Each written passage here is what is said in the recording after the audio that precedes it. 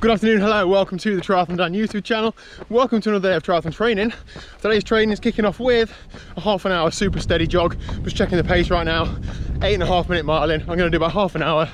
And that is it, stretching out my super tired pins from last night, a good track session. And I've got a bike session tonight, so I'll see you there. However, you might be thinking, why are you grinning like a Cheshire cat, Daniel? You hate running. Yeah, well, yeah, you might have seen, if you're doing Outlaw X, or you might have just seen in general, Alistair Brownlee is doing it. What on earth? Double Olympic champion at an Outlaw event. How incredible is that? I mean, he's probably bricking it when he's seen me on the entry list, but the PTO obviously put some prize money behind it as well. That's just awesome to see. There's some incredible male and female athletes turning up. I want to know, what are your predictions for race day? I'm not going to hold mine back. I'm going to say them now. I've got no inside information either. I haven't got Ali on speed dial. Obviously, it's probably not a wild guess. Alistair Brownlee's an incredible athlete. He's probably going to win it. However, second and third, I don't think Tim Don's going to be second.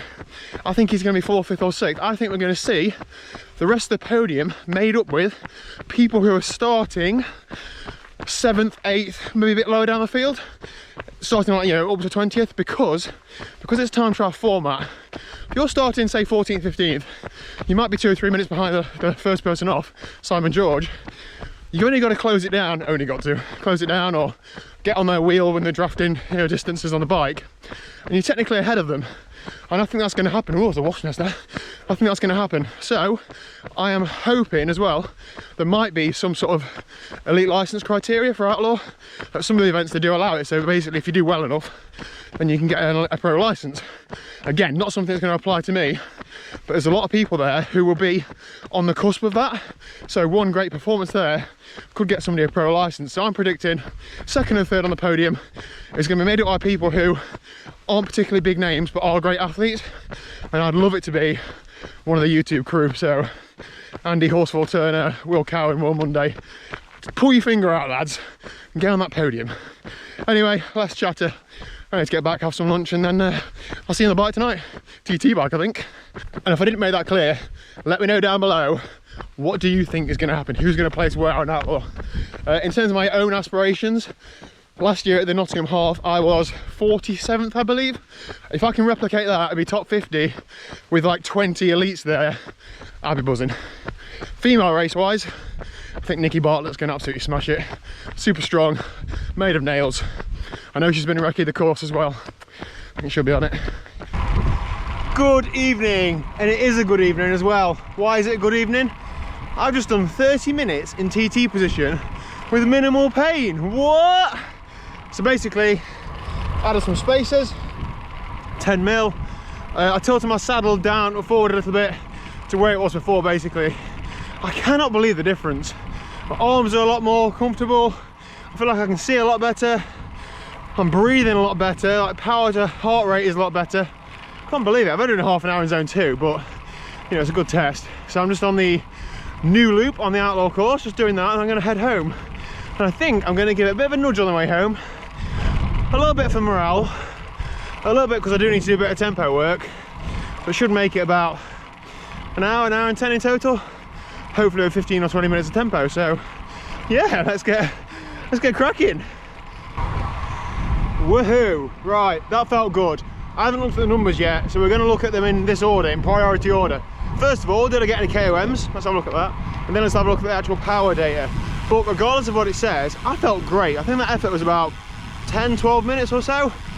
I felt strong, I felt like my heart rate was controlled, I felt like I could turn well. It was twisty, it was slightly up and down. Every time I came to a lump I could kick on, out the corners I could kick on. Just felt good. So therefore, regardless of what the numbers say, I'm happy with that. But let's get home and have a look at the numbers. I'm just rolling around the village, just warming down, telling anybody who will listen that I'm #1 triathlete in the village. Anyway, let's have a look at the numbers. So firstly, TT position, I don't know what you could see when I was on the road shaking this camera around, what you couldn't, but essentially I've put a 10 mil spacer under the pad there, which is, I ran out of hands, that on there.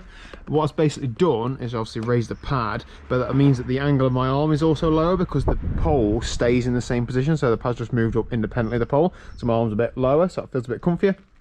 Saddle's a bit further forward, and I went back to my original like flat position, and you know what, that feels a lot better. So let's have a look at Strava segments. It's not the most important thing to look at. Let's look at them. best I can manage was a 3rd and a 7th. I mean, that 3rd, 8 minutes 39 at 350 watts on a TT bike with a tailwind. Like, what else can I do? Oh, only 5 seconds behind. Ah, close but no cigar. Let's look at the more important things then, shall we? The actual numbers. So the lap that I sort of gave it a tickle on, 11 minutes 45, normalised power, 351 watts. Do you know what? I'm really chuffed for that. It's not a world record, it's not a power record by any means. However, that just shows that I can actually put some sort of decent power out in TT position. Do it for 12 minutes. Can I do it for circa 50 minutes on Sunday? Who knows? Let's give it a go though. So that is it. But yeah, I just want to say a big thank you to everybody who contributed towards the TT bike position thoughts. I've read through every single comment, and you know, people saying lots of different things. I can't always do everything that people say. However, I try to take everything and try and implement it and try it, and it really does seem to have worked. It's only a small test tonight, but that's certainly encouraging. So thanks very much for engaging. Genuinely, it means a lot. I'm going to save my money and not have a bike fit in the future. Just ask you guys.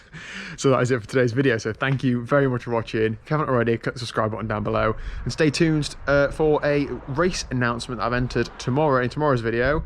If you follow me on Instagram, the link's down below. You probably already know, so it's probably not big news, but I'll chat with you tomorrow. So I've already gone on enough today. See you tomorrow.